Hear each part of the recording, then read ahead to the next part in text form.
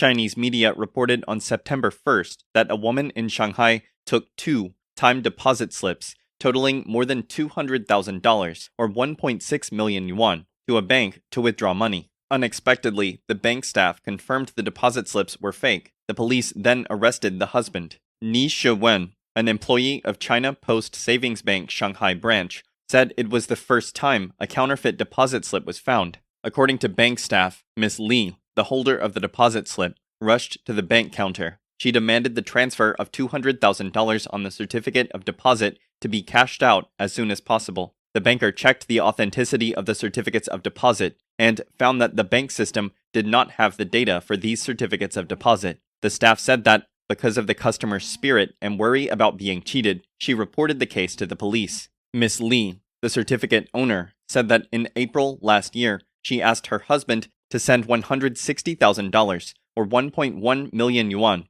to her family and $72,400 or 500,000 yuan to her mother's account. Her husband then gave her the 2 deposit slips. Wang, her husband, said he secretly used the money because an investment failed. He then, through a website, contacted a recipient who forged the certificate for $145 or 1,000 yuan a sheet. The police suspected the husband of forging financial documents. The case is still under investigation.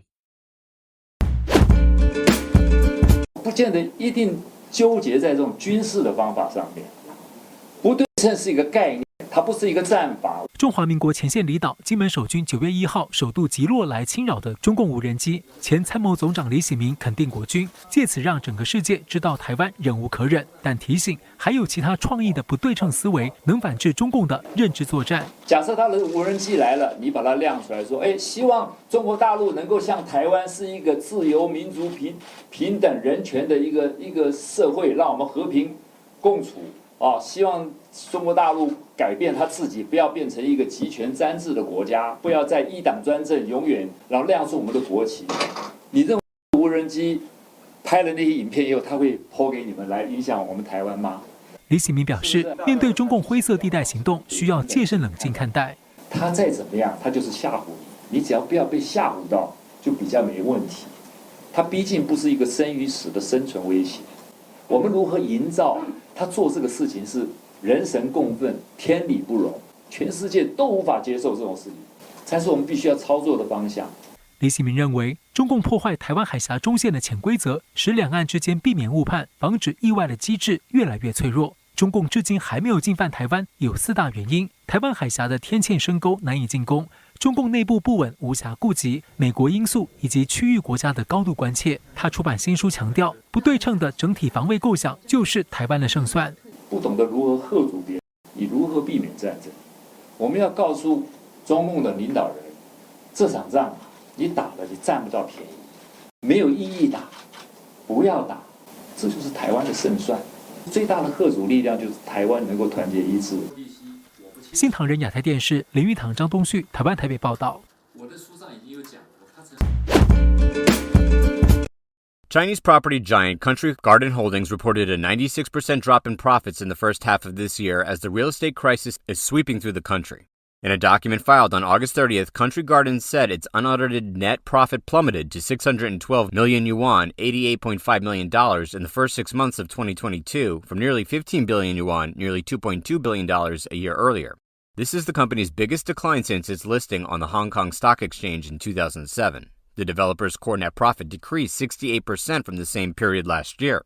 According to Investing.com, these figures are in line with the profit warning that the company issued earlier this year. Country Garden has been China's largest developer in terms of sales volume.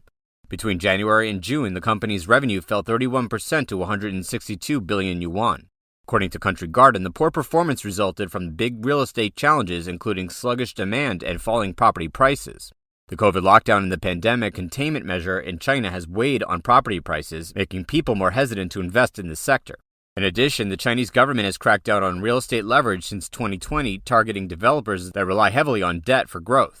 As a result, many local developers have struggled to complete their unfinished residential projects, which depend on fast-moving sales to maintain their cash flows, and Country Garden was also adversely affected by the slowdown. On June 22nd, Moody's, a major international rating agency, withdrew Country Garden's Baa3 issuer rating. Moody's also downgraded the company's senior unsecured rating to Ba1 from Baa3 and changed the rating outlook on Country Garden from under review to negative. On August 16th, another international rating agency, Fitch, downgraded Country Garden's investment-grade rating to junk status. Fitch cited a market downturn, the effects of the COVID pandemic, and foreign exchange losses for the fall in earnings. In mid-August, an executive from Country Garden assured investors that the company's cash flow remained strong even under extreme stress tests. However, its finance seems to have problems. Last month, the company sold shares at a 13% discount, raising 2.83 billion yuan, $361 million.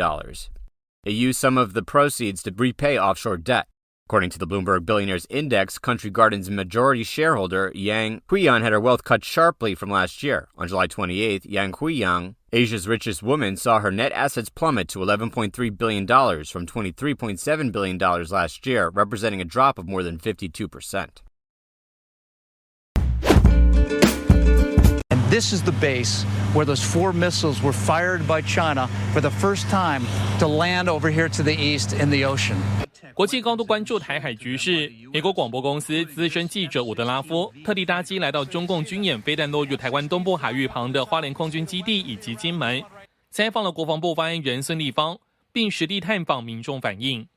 Are you worried at all about China attacking Taiwan? No, I'm a soldier.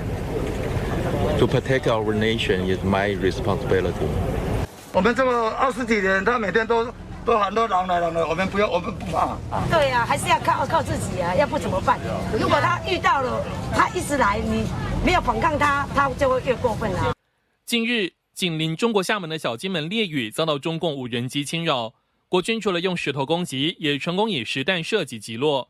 德国之声国际新闻总编辑 Richard Walker 也来到事发地进行连线采访，并前往中华民国外交部采访外长吴钊燮。These kinds of activities are destabilizing, and it's provocative, and can be very dangerous, and we oppose it. And I think the international community, especially coming from the fellow democracies, they all oppose what China has been doing. 对中共近期无视台海中线、任意飞越军机的行径，吴钊燮警告，中共威权体制破坏现状，不仅侵犯台湾主权，而且损害世界各国在印太区域以及全球的利益。我国政府也已经提高军事预算，展现自我防卫的决心。新航亚太电视唐吉安整理报道。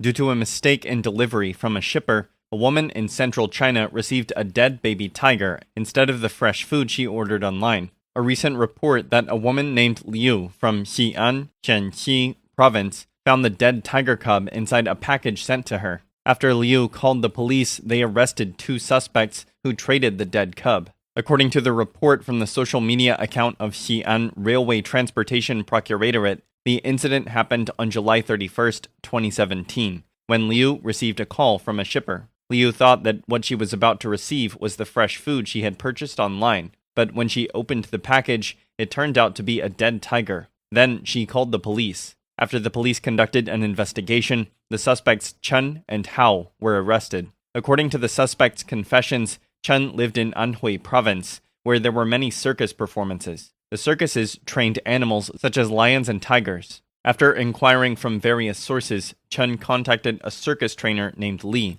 Chen said that he wanted to buy tiger cubs to infuse them into wine and drink, and Li agreed to help him find them. In July 2017, a tigress raised by Li in the circus gave birth to a stillborn cub. The circus owner asked Li to bury the cub. Although Li verbally promised to deal with it, he privately contacted Chen to sell the dead baby tiger. On July 28, 2017, Li drove the dead cub to a city in Anhui to sell it to Chen. After Chen paid Li 1,000 yuan, or $145, he hid the dead cub in a freezer in a basement he rented. Chen then looked for a buyer in a WeChat group, and someone responded quickly. Chen immediately contacted a man named Hao and asked him to pack up the dead cub and mail it to the designated place. Chen emphasized that Hao mustn't write his real name or phone number. Following Chen's instructions, Hao handed the wrapped dead body of the cub to a shipper at a street intersection, mailing it to a person in a community in Xi'an City. But the package was sent to Liu by mistake. After the package was seized, the package was identified as a dead tiger,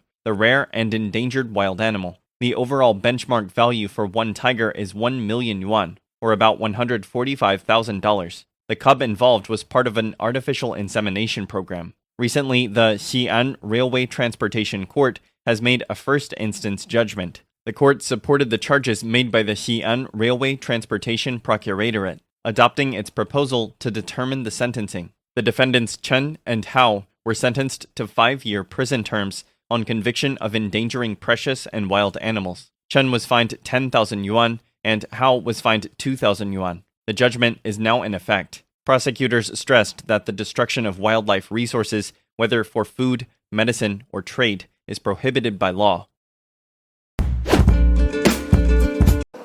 好的，主播，各位观众，记者目前的位置在台北劳合夜市。随着轩岚诺台风距离台湾越来越近，可以感受到这边的风雨是一阵一阵的，不时还会有一阵强风出现。记者也观察到呢，这边的店家因为台风的关系，很多都没有开门，人潮也是稀稀落落的。气象局预估这场雨会持续到周六，一直要到周日才会比较缓和。明天整体的降雨还会再持续，北台湾之外，中部山区都是要特别留意到的地方。整体的降雨要慢慢的缓和下来，要等到礼拜天的下半天之后。气象局表示，暴风圈接触陆地的时间点可能落在周六傍晚。虽然减弱成为中台，但北移的过程中，暴风圈有扩大的趋势。预估周日清晨5点再次增强为强烈台风。预报不变，和暴风性再持续扩大的话，气象局最快可能在今天午夜。也不排除会发布陆上台风警报。受到台风外围环流影响，西半部地区要留意强风。台中市区从昨晚入夜后，风势越来越大，广高布条吹得东倒西歪，机车倒成一片，一棵大树应声倒地，中断道路外还压毁旁边的小客车。包含像基隆北海岸一直到整个西半部沿海这些地方，这些目前的观测到的风力都已经来到8级以上。而且高架路段，尤其在中部、南部这些高架路段的风力也是不小。受到轩岚诺影响，截至晚上6点，国内线取消30架次，国际航线取消1架次。新唐人亚太电视胡宗汉、曾一豪、娟永如台湾综合报道。